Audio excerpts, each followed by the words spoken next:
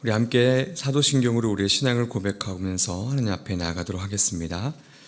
전능하사 천지를 만드신 하나님 아버지를 내가 믿사오며 그 외아들 우리 주 예수 그리스도를 믿사오니 이는 성령으로 잉태하사 동정녀 마리아에게 나시고 본디오 빌라도에게 고난을 받으사 십자가에 못 박혀 죽으시고 장사한 지 사흘 만에 죽은 자 가운데서 다시 살아나시며 하늘에 오르사 전능하신 하나님 우편에 앉아 계시다가 저리로서 산자와 죽은 자를 심판하러 오시리라.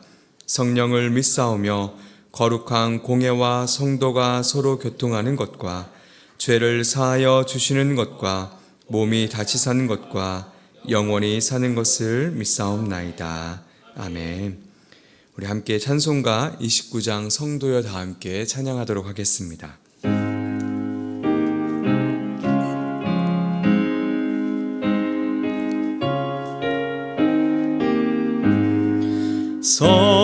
성도여 다 함께 할렐루야 아멘. 주 찬양하여라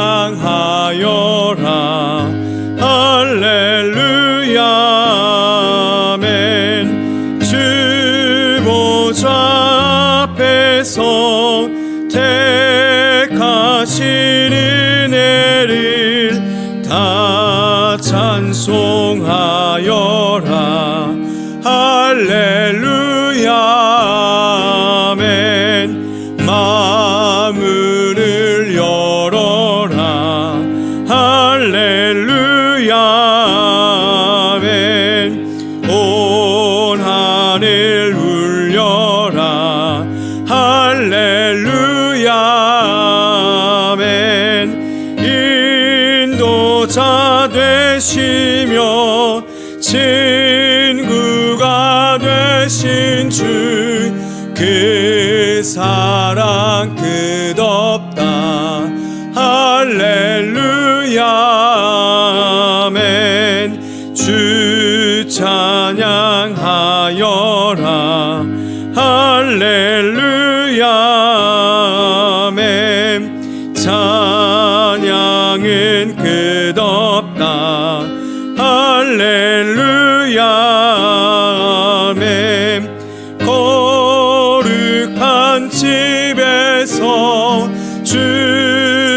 은총 드리며 늘 찬송 부르자 할렐루야 아멘. 아멘. 우리 함께 오늘 나눌 말씀은 창세기 41장 1절에서 8절까지 말씀입니다.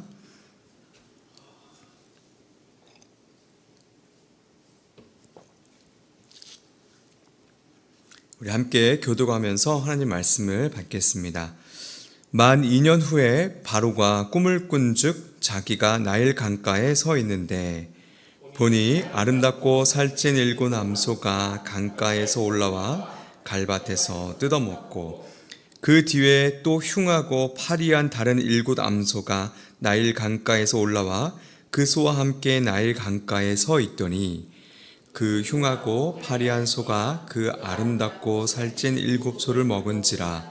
바로가 곧 깨었다가 다시 잠이 들어 꿈을 꾸니 한 줄기에 무성하고 충실한 7 이상이 나오고 그 후에 또 가늘고 동풍에 마른 7 이삭이 나오더니 그 가는 7 이삭이 무성하고 충실한 7 이상을 삼킨지라. 바로가 깬즉 꿈이라. 아침에 그의 마음이 번민하여 사람을 보내어 애굽의 점술가와 현인들을 모두 불러 그들에게 그의 꿈을 말하였으나 그것을 바로에게 해석하는 자가 없었더라. 아멘. 술 맡은 관원장이 요셉을 잊은 지 2년이 흘렀습니다. 드디어 하나님의 때가 다가오고 있습니다. 어느 날 바로가 꿈을 꾸죠.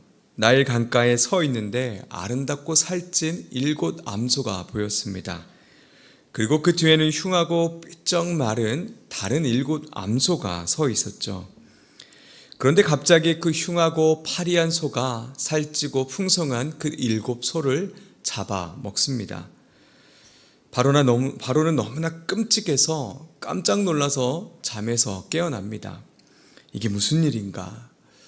흥분한 마음을 달래며 다시 잠을 청했습니다. 그런데 이번에도 꿈을 꾸게 되죠. 한 줄기에 무성하고 충실한 7 이삭이 나왔습니다. 그 후에 또 가늘고 삐쩍 마른 다른 7 이삭이 나왔죠. 역시나 이번에도 마찬가지로 가늘고 삐쩍 마른 7 이삭이 무성하고 충실한 7 이삭을 삼켜버렸습니다. 바로는 잠에서 깨어났고 도대체 자신이 꾼 꿈이 무엇인지 알 길이 없었습니다. 생각을 하면 할수록 꼬리에 꼬리를 물어서 마음에 번민만 쌓여갔습니다. 그래서 신하들을 보내 예굽에 있는 모든 점술가와 현인들을 불렀습니다. 그 당시 점을 보는 이들은 별자리와 역술에도 매우 뛰어난 지식을 갖고 있었고, 현인들은 학식이 높아서 그 당시 지혜가 매우 높고 뛰어난 자들이기도 했습니다.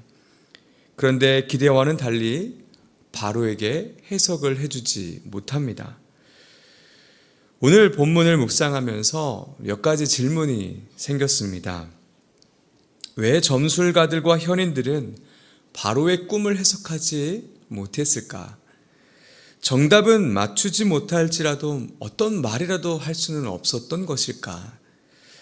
그렇다면 자신의 꿈을 해석하지 못하는 바로는 그들의 말을 있는 그대로 왜 받아들이지 않고 있을까라는 질문이었습니다. 그 당시 점술가와 현인들은 매우 뛰어나다고 생각되는 사람들이었죠. 지금 이들이 바로 앞에 불려왔고 바로의 꿈을 만약 해석해 준다면 앞으로의 인생이 탄탄대로가 열리는 길이었습니다. 사실 바로는 스스로 자신의 꿈을 해석할 수 있는 능력도 없었고, 무엇보다 자신이 꾼 꿈을 사람들에게 이미 말한 상태였기 때문에 사실 옆에 있는 사람들이 그럴싸한 해몽을 해주고 바로 입맛에 맞는 말을 해주면 그냥 될 일이었던 것이죠. 다니엘서 2장을 보게 되면 바벨론의 느부갓네살 왕이 이와 비슷하게 꿈을 꿉니다. 바로와 마찬가지로 자신의 꿈이 어떠한지를 알고 싶어서 박수와 술객과 점쟁이들과 술사들을 그 갈대아 지역에 다 모으게 됩니다.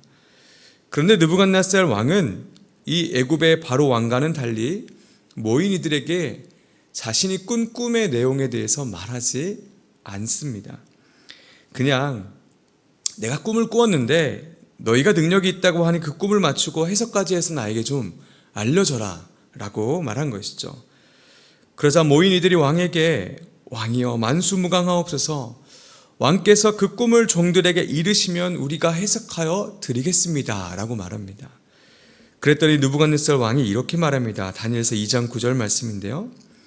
너희가 만일 이 꿈을 내게 알게 하지 아니하면 너희를 처치할 법이 오직 하나이니 이는 너희가 거짓말과 막론된 말을 내 앞에서 꾸며 말하여 때가 변하기를 기다리려 함이라. 이제 그 꿈을 내게 알게 하라. 그리하면 너희가 그 해석도 보일 줄을 내가 알리라 하더라. 꿈을 알려주면 그들이 자신들의 이익을 위해서 거짓과 막론된 말로 속일 것이라는 말이죠. 그래서 이 바벨론의 느부갓네살 왕은 자신이 꾼 꿈을 알려주지 않습니다. 다시 본문으로 돌아와 보면 바로는 자신의 꿈의 내용을 지금 다 오픈한 상태입니다. 마음만 먹으면 얼마든지 바로에게 듣기 좋은 소리를 할 수 있는 상황이었습니다. 당시의 정치, 경제, 사회적인 상황에 맞게 해석하여 바로에게 어떠한 길이든 제시할 수 있는 상황이었던 것이죠. 그런데 오늘 본문은 무엇이라고 기록하고 있습니까? 8절에 그것을 바로에게 해석하는 자가 없었더라 라고 말합니다. 다니엘서의 그 말씀에 비추어 오늘의 본문을 좀 바라보게 되면 지금 이 상황이 일반적이지 않다는 것입니다. 왜 점술가와 당시의 최고의 현인들이 그럴싸한 답을 낼 수가 없었던 것일까요? 그것은 하나님께서 그들의 생각을 제한하시고 그들의 지식과 술수로 풀 수 없게끔 제한하셨기 때문입니다. 그렇다면 왜 하나님께서 그렇게 하셨을까요? 바로 때가 되었기 때문이죠. 애굽의 노예로 팔려가고 보디발 장군의 아내에게 모함을 듣고 옥에 갇혔고 술 맡은 관원장의 꿈을 해석해 주었지만 나가지 못했던 요셉이 드디어 때가 되어서 나갈 때가 된 것입니다. 이스라엘을 이곳으로 데려와 그 수많은 기근을 피하고 수백만 명이 넘는 나라로 성장시킬 그 시작의 때가 된 것이죠. 그래서 하나님의 때가 되었기에 점술가와 현인들의 생각을 묶어 두신 것입니다. 보이지 않지만 하나님께서 이 모든 일들을 이끄시고 계신 것이죠. 여기에 또 다른 경우의 수가 또 있습니다. 점술가들이나 현인들이 자신들의 이해에 따라 어떤 답을 사실 내놓았을 수도 있습니다. 단지 성경에 기록되어 있지 않을 수도 있는 것이죠.